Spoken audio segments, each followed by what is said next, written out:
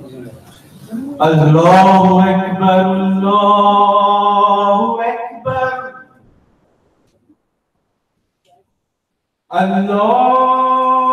الله أكبر الله أكبر أشهد أن لا إله إلا الله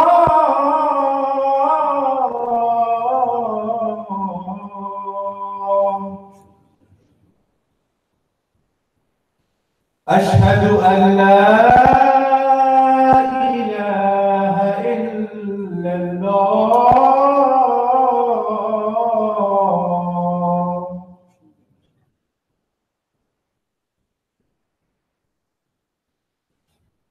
أشهد أن محمدًا رسول الله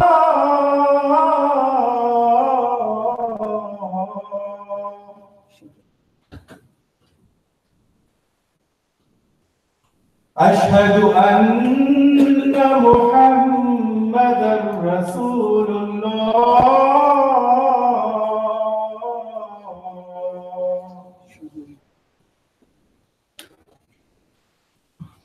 حي على الصلاة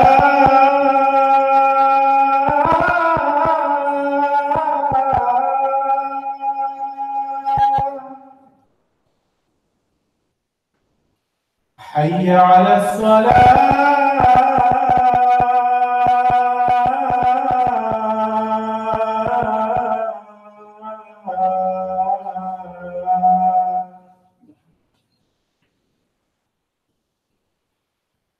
حي على الفلاح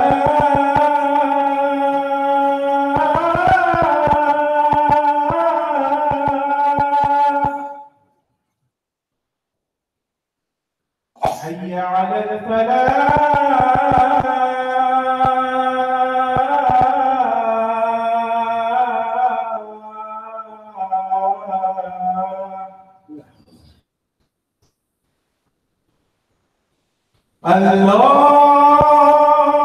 الله أكبر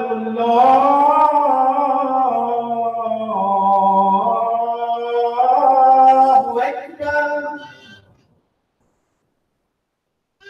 لا إله إلا الله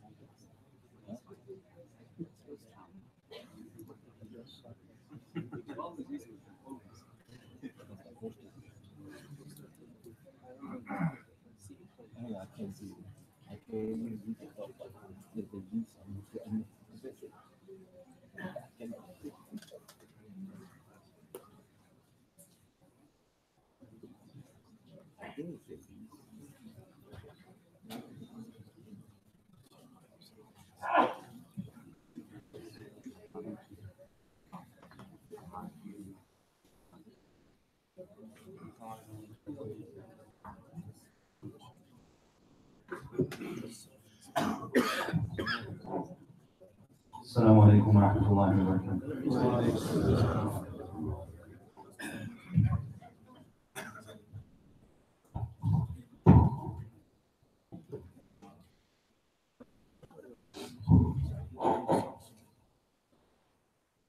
الله أكبر الله أكبر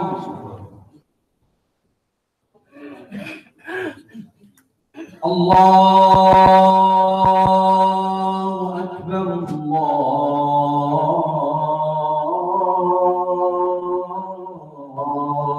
الله أكبر أشهد أن لا إله إلا الله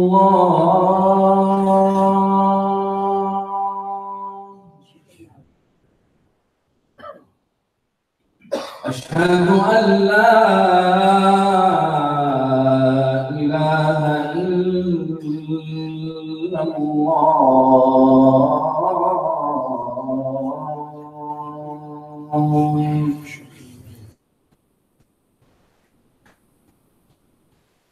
أشهد أن محمدًا رسول الله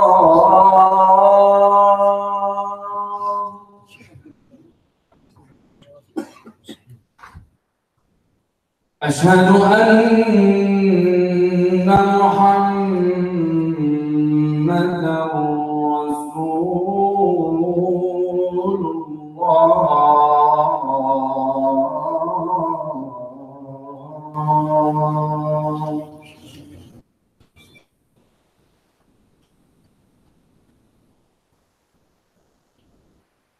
حي على الصلاة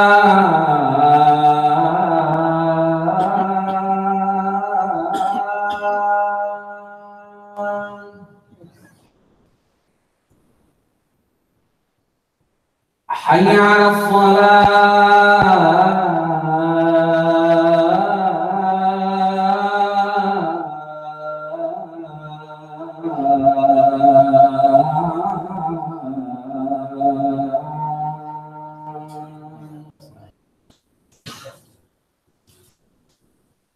حي على الفلاح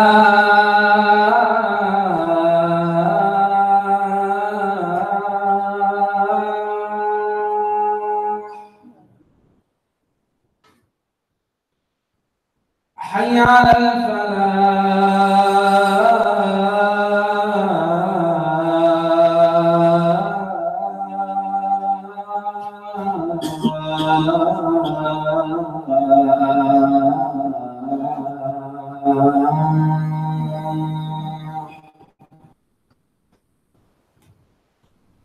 الله أكبر الله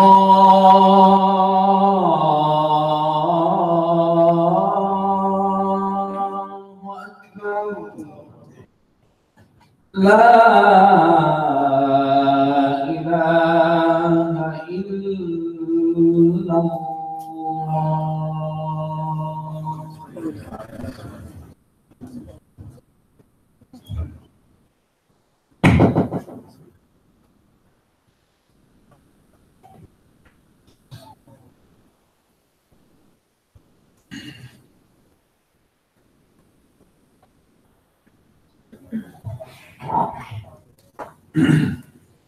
إن الحمد لله نحمده ونستعينه ونستغفره ونعوذ بالله من شرور أنفسنا ومن سيئات أعمالنا من يهده الله فلا مضل له ومن يضلل فلا هادي له أشهد أن لا إله إلا الله وحده لا شريك له وأشهد أن محمدا عبده ورسوله يا أيها الذين آمنوا اتقوا الله وقولوا قولا سديدا يصلح لكم أعمالكم ويغفر لكم ذنوبكم ومن يطع الله ورسوله فقد فاز فوزا عظيما.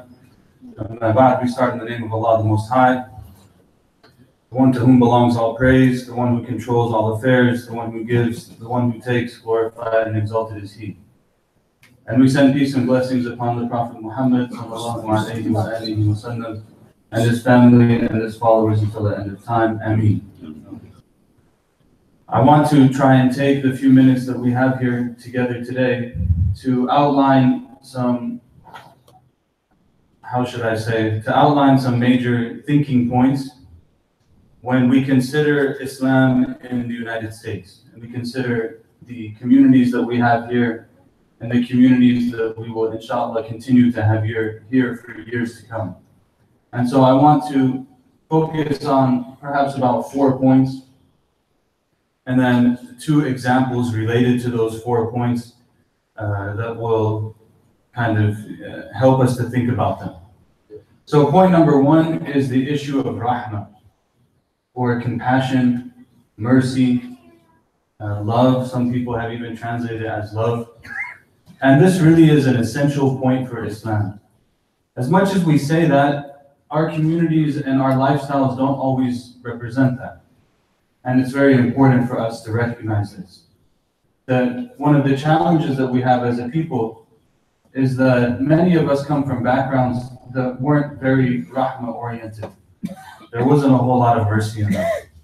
And that sometimes was the fault of our own families or our own communities, but oftentimes it was also the consequence of many years of things that happened to our lands and our people.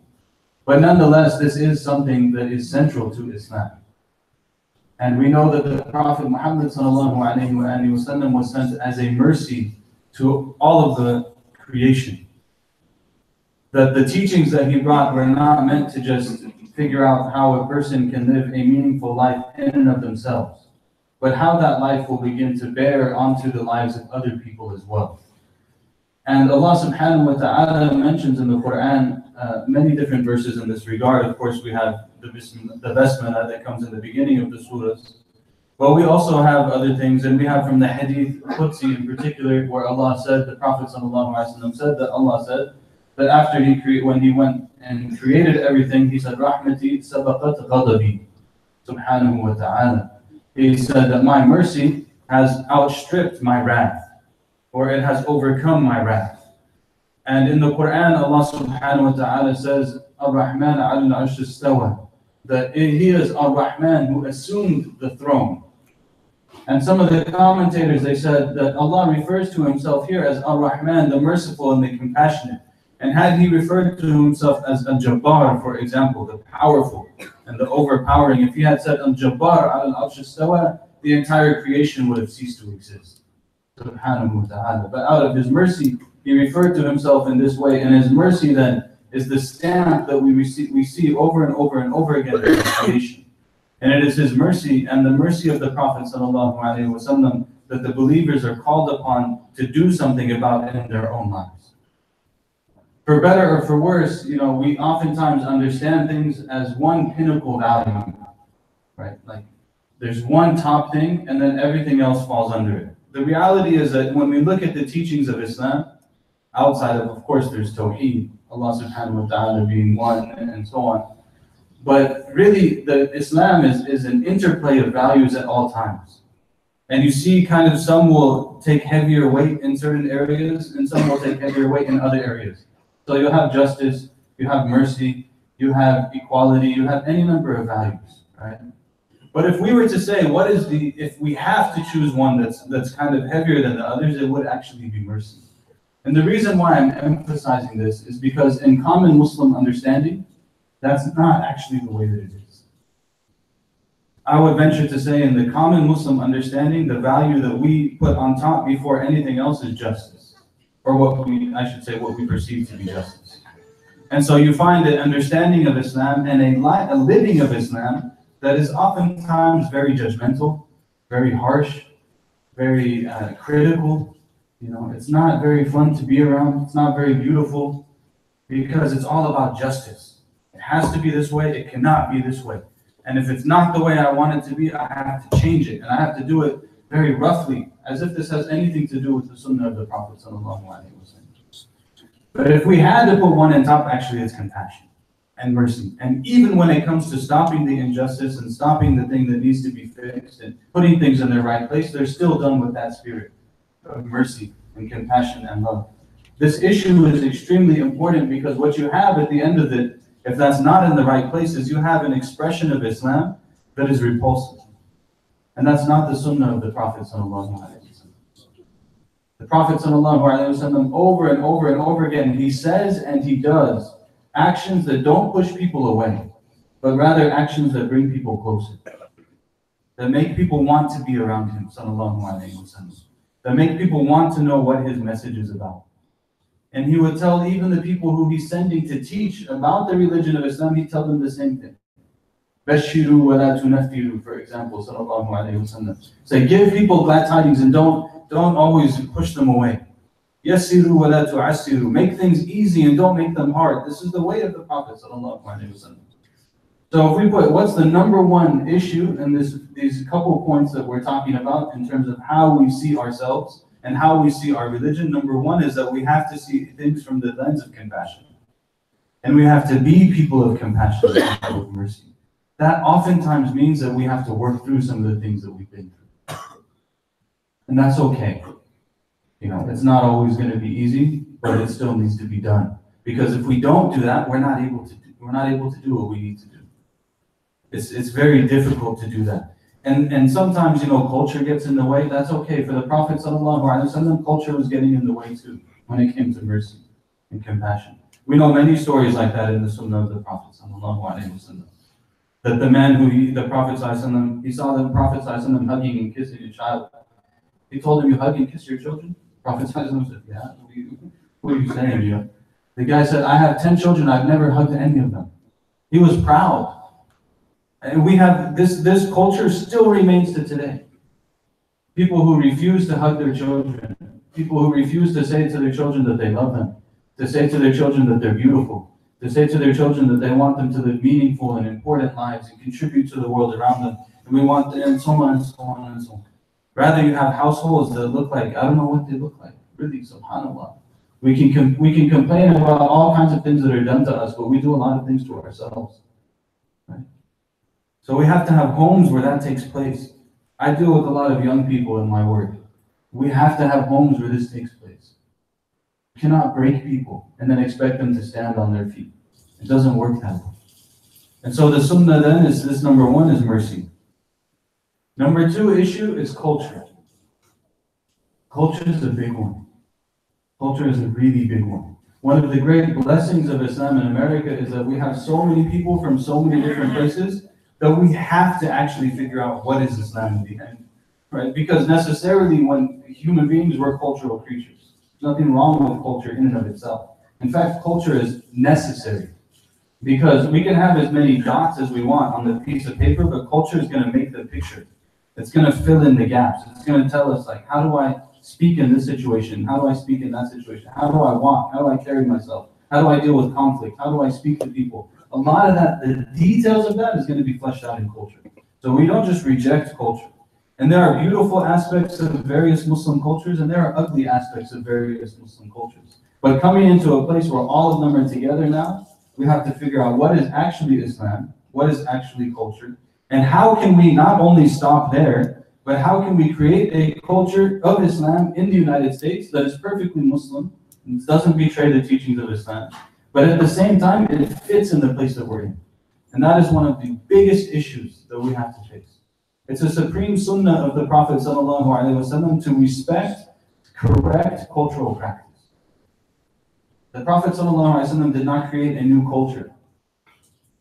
He brought a message, and he brought a set of values and beliefs and practices, and he adjusted the things that needed to be adjusted, and the things that did not need to be adjusted, he left them the way that they were. Maybe he made them more beautiful, but he didn't change them, sallallahu alayhi wa sallam. And all of the Muslim scholars throughout history have agreed on this point. This is not an issue of debate. But what happened, again, related to the mercy issue, a lot of times we have a problem with mercy because we have a colonized mentality. The colonized mentality makes it hard for us to feel like we're doing okay. Colonized mentality also makes it so that the other is automatically not Islam, which is just wrong. It's not the way Islam works. Islam is not like an ethnicity. Either you're born into it or you're not, or you came from the right geography or you didn't come from the right geography. Islam is Islam. And it's meant to be everywhere. And so the Muslim scholars have always said that al-'aada muhakkama, the correct cultural practice, it has the weight of law. You don't change it. If people have nice cultural practices as regards to how they take care of their homes, as to how they treat their guests, as to how they deal with their workers, those are all wonderful things. You don't need to change them. And now this issue then brings up the question of what is it going to look like? And how do we engage with the world around us?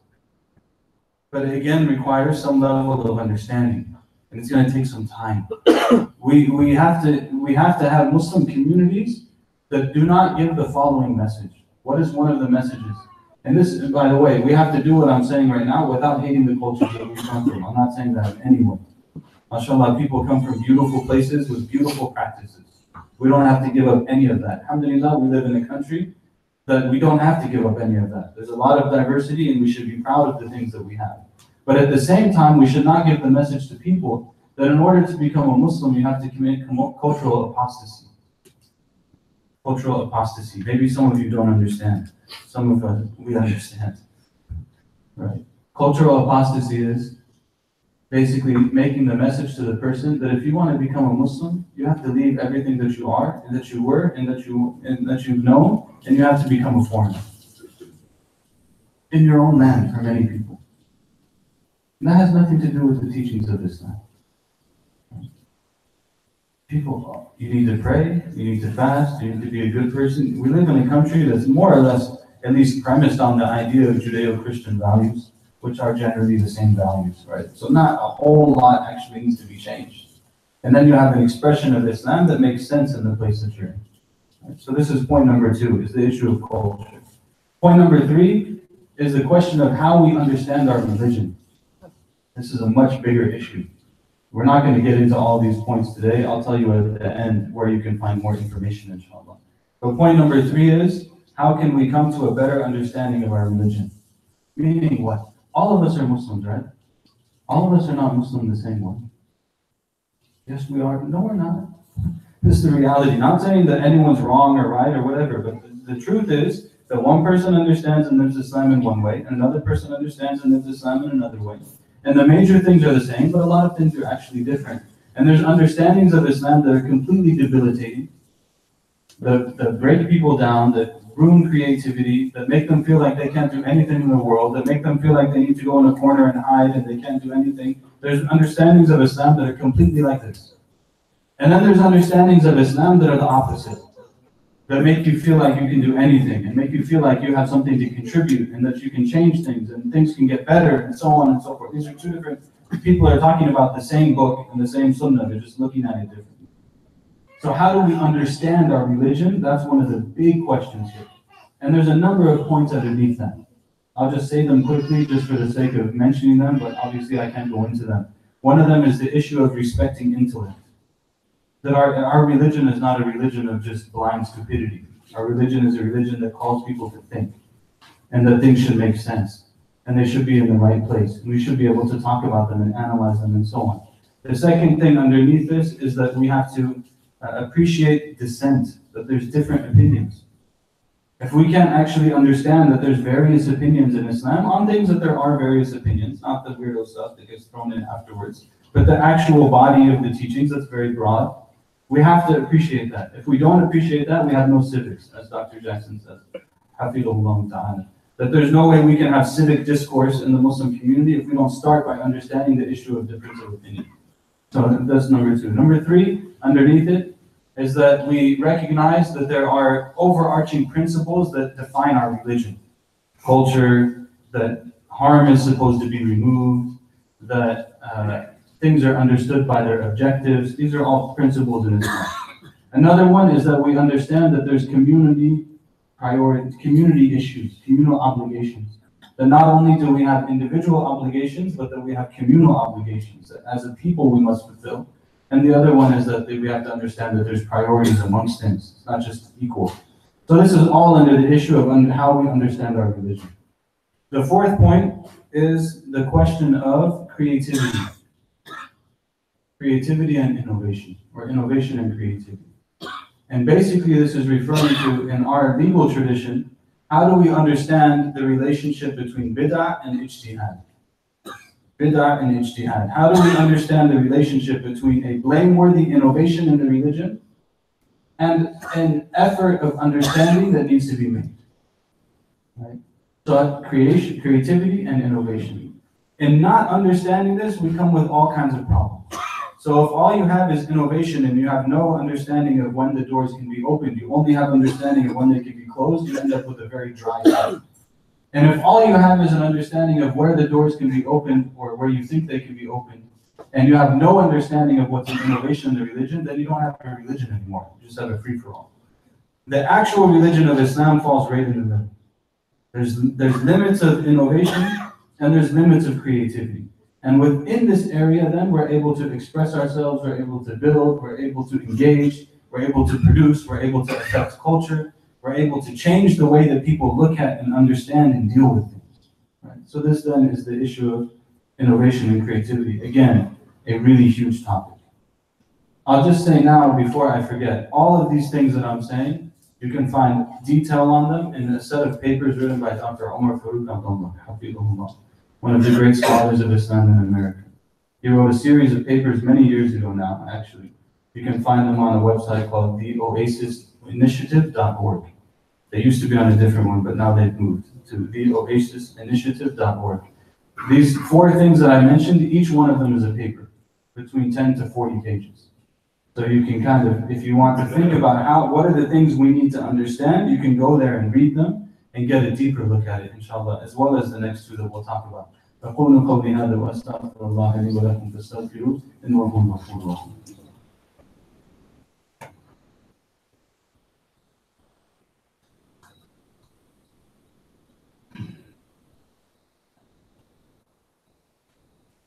بسم الله الرحمن الرحيم الحمد لله والصلاة والسلام على رسول الله وعلى آله وصحبه ومن والاه أشهد أن لا إله إلا الله وحده لا شريك له وأشهد أن محمدا عبده ورسوله أما بعد عباد الله أوصيكم ونفسي بتقوى الله. I remind myself and everyone to have God consciousness in our affairs. So I want to summarize. I'm not going to go into the last 2 papers because they're extremely detailed, but I just want to mention them so that I can make the last point. The other 2 papers that are kind of expressions of all of those ideas, one of them is called Seek Knowledge in China, and the other one is on the early history of Islam in America. But why does that matter? In the paper on Seeking Knowledge in China, you have an example of an indigenous Muslim community in a place that is outside of the traditional Muslim stronghold lands, especially in the early period, who figured out how to live their Islam in a way that makes sense in their environment and produce scholarship and have identity and build their own culture and all of these type of things. So that first one is the case study. The second one on, I think it's Turks, Moors, and Moriscos in early American, colonial America, or something along these lines. And that's looking at what is the early history of Islam in this country. Is Islam actually different here? Or has it been here for a long time? Where can we trace some of the roots? Perhaps they're in places that we actually didn't realize. That perhaps there's Muslim communities that survived and traced people in American history whose bloodlines actually trace to those groups and so on and so forth. All of that is to understand history. Because without an understanding of history, we can't actually deal with the present. A lot of people think we just study history all the time so we can romanticize the past and live in this make-believe world and so on and so forth. No, that's not the way it goes. We read history and we understand history so that we can get a better perspective on the present. And we can figure out how did people in the past deal with the kind of challenges that we deal with and that we face. And how can we then express ourselves in ways that will be powerful and meaningful and important. Right? So it's not just to glorify some weird thing. If there's one action item point, because people oftentimes walk away from my khutbahs, they're like, all right, I don't get, what am I supposed to take from this? You just talked about a bunch of things. I'm going to go home. I don't remember any of them. So here's your one thing to remember. All right. I heard it actually on this member. I don't remember who said it, but it was in a khutbah in this place that the brother mentioned. There's 3 histories that every single person needs to know. And this summarizes, like, where do you start from? And thinking about these things, where do you start from? You start from these 3 histories, we're good. 3 histories every single person needs to know. History number 1, the life of the Prophet ﷺ and his followers. And maybe even the generation after. Early Muslim history, basically. That is a treasure store of information. Sometimes people will say there's so much knowledge in Islamic studies, I don't know where to start, I don't know what to do, so on and so on. Just read the life of the Prophet ﷺ. If you're struggling with time, if you don't know what to do, just read the life of the Prophet ﷺ. Listen to some of the lectures on it. Dr. Yasser Qadhi has a huge series on YouTube. Shaykh Abdul Nasir Jenga has an even larger series. I'm talking like 180 lectures on the life of the Prophet ﷺ. You get everything you need. All of the examples, all of the circumstances, it'll all be there. Sallallahu Alaihi Wasallam. So that's number 1. Number 2 is the history of your ancestors and where they came from. And that's going to differ from person to person, right? But all of us have family that came from different places, and we have to know where they came from. As our beloved leader, Al-Hajj Malik al-Shabazz, Malcolm X said, rahimahullah ta'ala, that you can't hate the roots of a tree without hating the tree itself. Many of us subconsciously or consciously have learned to hate our own roots. And we can't actually learn to love ourselves if we don't actually love where we came from. And everything's going to be a mixed bag. When you start to study the history of where you came from, everything's going to be a mixed bag. But alhamdulillah, history is vast. So you can always find good things too. Maybe there's going to be some issues, but you can find good things too. And then the third is every single person has to understand the history of the place that they live in. The history of the place that they live in. Now, I would not suggest using the textbooks that you're given in general classes for U.S. history. Those tend to be, I'm talking about before college. After college, things start to get better. In college, things start to get better. But in grade school, they're pretty bad. They don't really usually tell you the truth. But learn the history of the place that you're in. Because it's really, really important. Really, really important. Because we want to do something good for this place. Some of us are born here, some of us came here, whatever it might be. But in the end, part of our iman, part of our creed is that we want to do good for the place that we're in. It's not an issue of nationalism or anything. It's just the issue simply of the believer is supposed to do good. And if I'm in a place, I'm going to do good in that place. It's a simple principle. You don't have to get into all the politics and all that kind of stuff. I care for the earth. I care for the people on the earth. That's Islam. And we have something to offer in that way. Inshallah, that would be beneficial to everyone. We ask Allah subhanahu wa ta'ala to give us tawfiq. Allah, help us in all of our affairs. Give us knowledge that benefits us and benefits us from that which you have given us, Ya Rabbil Alameen. Oh Allah, make us people of mercy and allow us to be those who are shown mercy and who act mercifully, Ya Rabbil Alameen. Oh Allah, give food to those who are hungry, give shelter to those who are shelterless, give victory to those who are oppressed, give aid to those who are struggling. Oh Allah, bring peace and tranquility and strength to our hearts, Ya Allah. اللهم اغفر لنا ذنوبنا واسرافنا في امرنا وثبت اقدامنا، اللهم بارك فينا وبيننا والف بين قلوبنا وصفوفنا، اللهم كن معنا ولا تكن علينا، وانصر اخواننا المستضعفين في كل مكان، افتح علينا فتح بعليم، اللهم علمنا ما ينفعنا وانفعنا بما علمتنا وزدنا علما وعملا صالحا، اللهم بلغنا رمضان، اللهم بلغنا رمضان، اللهم بلغنا رمضان، اللهم تقبل منا واعف عنا واتنا في الدنيا حسنه وفي الاخره حسنه وقنا عذاب النار، وصلى الله وسلم على سيدنا محمد وعلى اله وصحبه وسلم تسليما كثيرا، واقيموا الصلاه.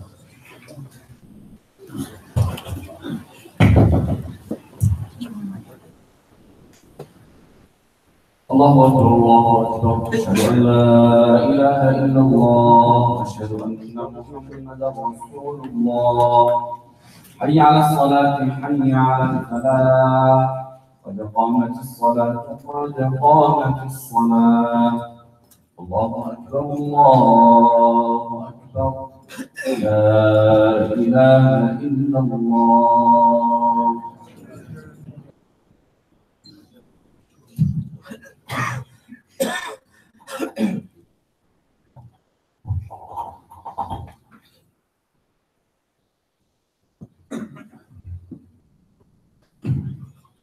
Still attending mustaqim, straighten the lines, fill in the gaps, silence your cell phones. Fill in the first row of those that come after them. Still attending. Allahu Akbar.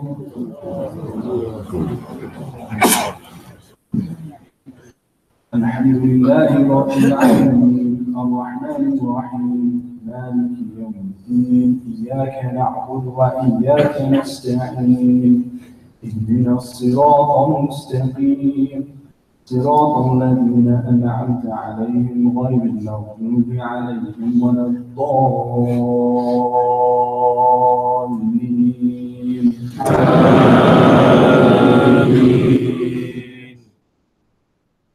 والعصر إن الإنسان لفي خسر إلا الذين آمنوا وعملوا الصالحات وتواصوا بالحق وتواصوا بالصبر.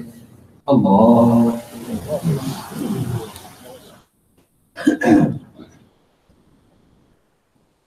سمع الله لمن حمده. الله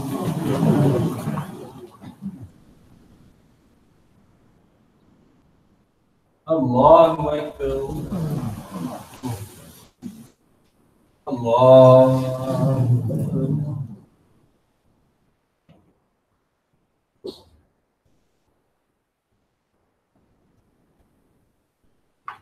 الله أكبر. الحمد لله رب العالمين الرحمن الرحيم مالك يوم إياك نعبد وإياك نستعين اهدنا الصراط المستقيم صراط الذين أنعمت عليهم غير المغضوب عليهم ولا الضالين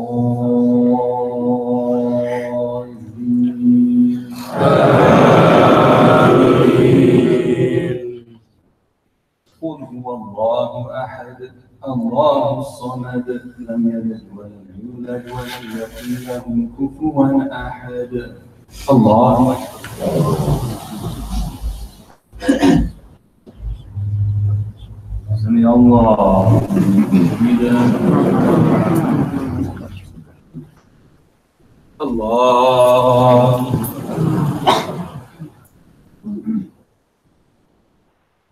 الله أكبر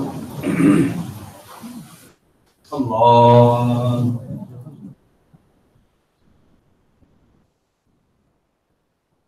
الله أكبر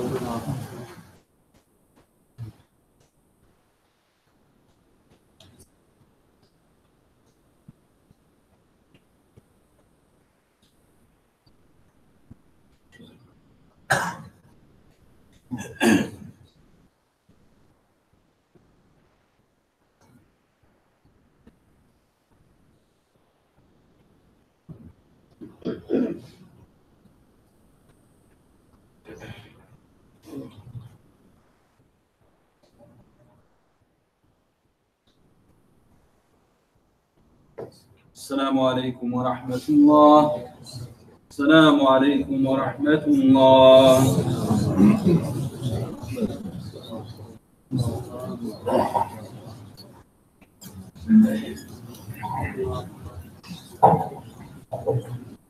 Assalamu alaikum wa rahmatullahi wa barakatuh. Thank you to today's Khatib, Shaykh Jamal Dewan. Inshallah, he'll be joining us for family night tonight, so please bring your family and your children, inshallah, to listen to Shaykh Jamal. Inshallah. Next week we have Shaykh Ali Tamimi to give the khutbah. ICSB has started a new program. Inshallah, ICSB has started a new a new program, inshallah, it's called the After School Program for the children. So if your children need help in school, you can bring them here, inshallah, after school, starting from 3:30 onwards, inshallah, and ICSB will be helping them out with their homework. And if you have any exam questions, inshallah. ICSB also started a burial committee. So if you know anyone who passed away or needs help with that, please let us know, inshallah, we can help with that. If you have any questions, you want to volunteer, there's a table outside, you can visit them, and they'll help you with the volunteer. Also, a new committee that the mission has just put together. The new building is getting done, inshallah, so please help us with your donations. Alhamdulillah, things are getting going, and inshallah, we have a goal, inshallah, to have this building to open soon, inshallah. The newsletter is out for the month of February. You can grab it outside. It has all the information, any updates about the new masjid and what has been completed this past month is on that newsletter, inshallah. Don't forget to register your children and yourselves on the Quran Academy. Every Friday there's a women's group from 11:30 to 1 with Dr. Fatima Arafat. Please donate generously to this masjid and to the new masjid as well. And please make dua for those who are sick and need. Dr. Fatima Arafat's sister is about to go through surgery, inshallah, so if you can keep her in your dua, inshallah. And please make dua for those who passed away. Sister Tahira passed away, please keep her in your dua. الحمد لله والصلاة والسلام على رسول الله صلى الله عليه وسلم. اللهم انصر الإسلام وأعز المسلمين وأعلن بفضلك راية الدين. اللهم انصر من نصر دينك واجعلنا منهم واخذل من خذل دينك وبعد عنا منهم. اللهم رب الناس أذهب البأس عن المرضى اشفهم وأنت الشافي لا شفاء إلا شفاءك شفاء لا يغادر سقما. اللهم رب الناس أذهب البأس عن المرضى اشفهم وأنت الشافي لا شفاء إلا شفاءك شفاء لا يغادر سقما. اللهم ارحم موتانا وموتى المسلمين. اللهم ارحم موتانا وموتى المسلمين. اللهم احشرهم في زمرة الأنبياء والصديقين والشهداء والصالحين وحسن أولئك رفيقا. اللهم اغفر لنا وارحمنا وعافنا واعف عنا. اللهم أكرم نزلنا. اللهم ارفعنا ولا تضعنا وأعطنا ولا تحرمنا وأكرمنا ولا تهنا وزدنا ولا تنقصنا. تقبل منا إنك أنت السميع العليم وتب علينا إنك أنت التواب الرحيم. ربنا اغفر لنا ولوالدينا ولمشايخنا ولمن علمنا ولكل من له فضل علينا. اللهم اجعل لنا من كل عسر يسرا ومن كل هم فرجا ومن كل ضيق مخرجا. اللهم ارزقنا مثل ما نحتسب. ربنا عليك توكلنا واليك انبنا واليك المصير. ربنا اتنا في الدنيا حسنه وفي الاخره حسنه وقنا عذاب النار. صلى الله على سيدنا محمد وعلى اله واصحابه اجمعين.